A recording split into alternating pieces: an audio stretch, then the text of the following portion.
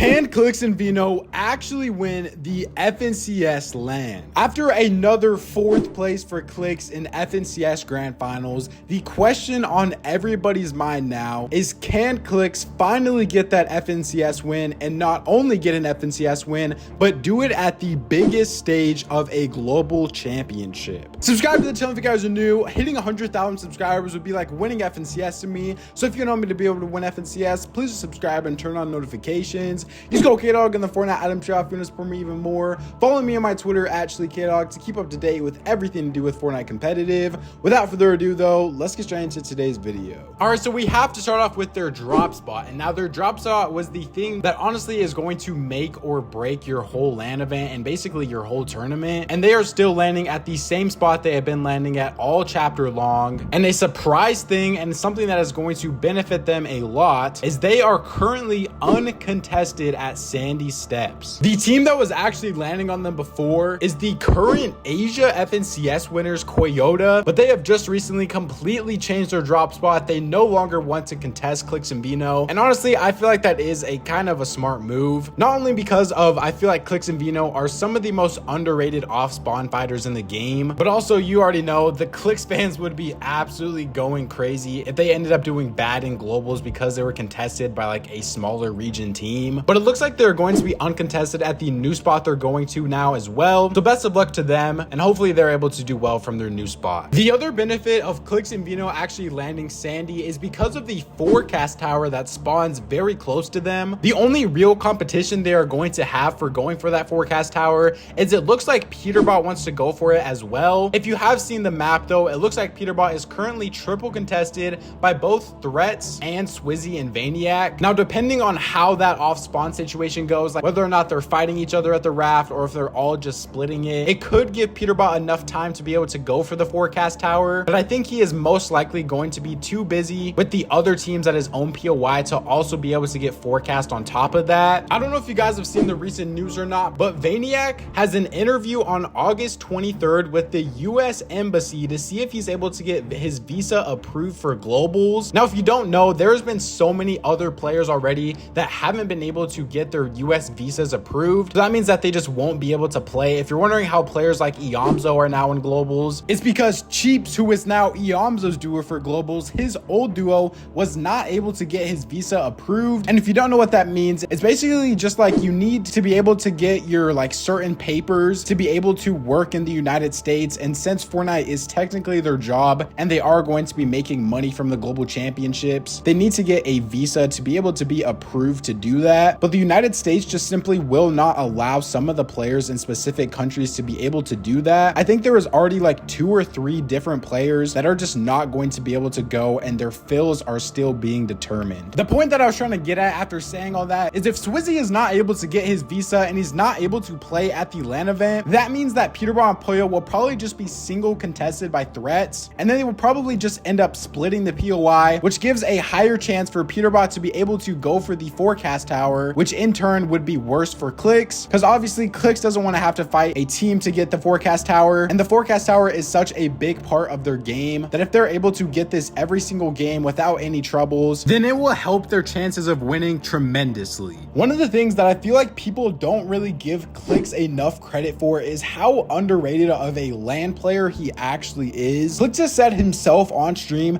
that he is less nervous playing at a LAN than he is actually playing at his own home setup. And obviously by now, I don't really think Clix feels much nervousness in general when playing Fortnite, just because of how long he has been like the face, like the most viewed competitive streamer on Fortnite. Like he literally had 100,000 live viewers last FNCS. Now that the spotlight won't just directly be on Clix for global championships, he won't have to be so worried about like making a mistake and like 100,000 people see it, because the broadcast is not going to be able to pick up every single little thing that he does. And we've already seen his performances with Dukes, where he's able to win a game at LAN, and obviously at the last Invitational, unfortunately he wasn't able to make it out of the qualifier rounds with Epic Whale. But we also know how good of a LAN player Veno is. This is one of the most experienced teams all of Fortnite. Clix literally played World Cup, which is like 6 years ago at this point it feels like, and everyone knows that Veno is just one of the most composed LAN players there ever has been. So they definitely do have the composure aspect to them. Another thing I feel like I have to talk about is how locked in this team has been with grinding before globals. They are now playing scrims completely off stream to hide their strats, as well as just be able to talk about things that will help them be able to place to the highest of their abilities. This is honestly pretty rare, especially coming from Clix, since he is very content oriented. Him not streaming any scrims basically means he is barely even streaming at all through the day until the LAN event. So you can tell that even at the current point that he is in his career, he still wants to place bad more than anything. They're literally grinding multiple scrim sessions a day. Even when Veno was still in EU, they were playing NA scrims,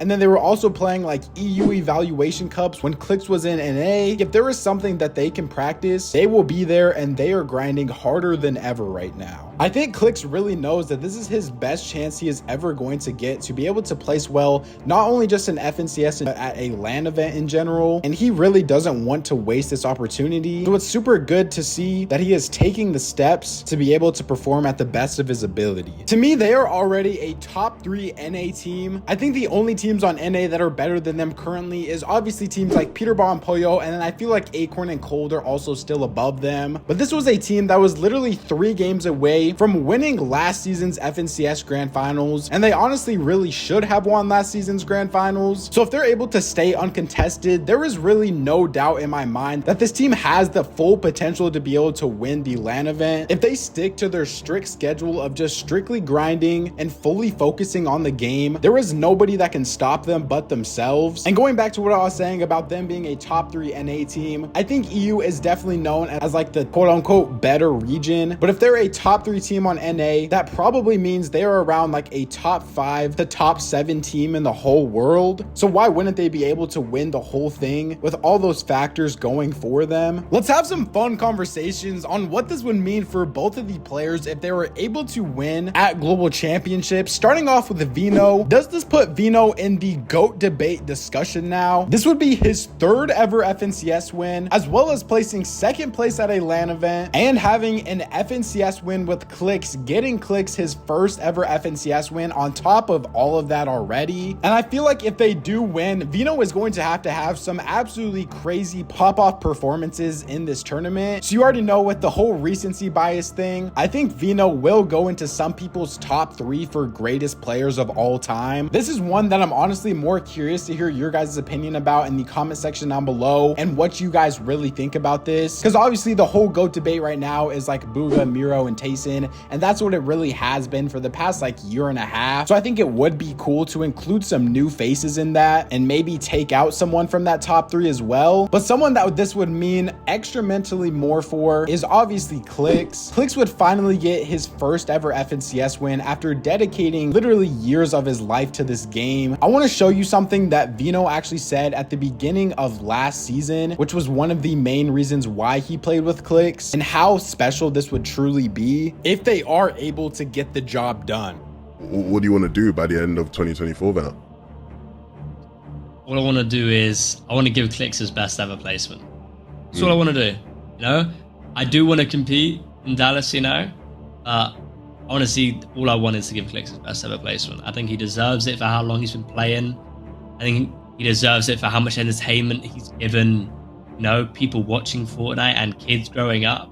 You know, I was at his computer before I came on to do this, and I was reading letters he had got from kids. Wow. And I thought, this is the stuff that matters, and this is the stuff like I wanna have that. Where are my letters? Have I not done enough? I'll write you one, mate. Don't worry, I got you. So hey, to one of you Clix fans out there, if Veno was able to help Clix get his 1st ever FNCS win, I better see some letters to Veno ASAP. Other than that though, that is basically all for today's video. Remember, hitting 100,000 subscribers would be like winning FNCS to me. So if you can help me to be able to win FNCS, please subscribe to the channel and turn on notifications. YouTube says they'll enjoy one of these 2 videos up on the screen right now, so go check them out if you guys haven't already. Use code KDOG on the Fortnite item shop for to support me even more, especially when buying the new season's battle pass. It is by far the best way to support me. Follow me on my Twitter at ChiliKDog to keep up to date with everything to do with the channel, as well as everything to do in Fortnite competitive. Thank God for another day. I'll catch you guys next time. Peace out.